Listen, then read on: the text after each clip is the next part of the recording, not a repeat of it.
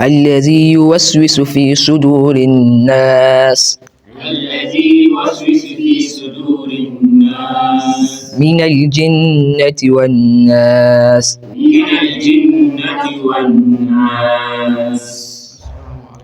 عليكم السلام.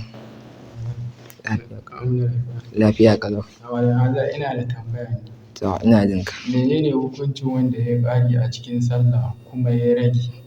To wanda ya ƙari a cikin sallah zai sujjada ba'di, shi kuma wanda ya rage a cikin sallah zai sujjada qabli.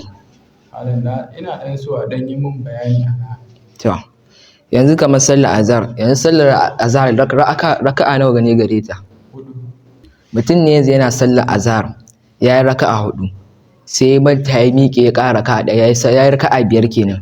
To anan zai sujjada ba'diyya.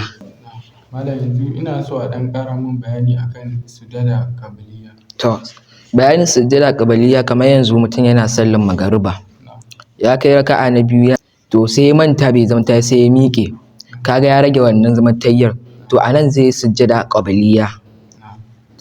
To yanzu ka fahimta? Na'am malam, gaskiya na fahimta sosai. Masha Allah. Yawa. Allah ya saka da. Yawa.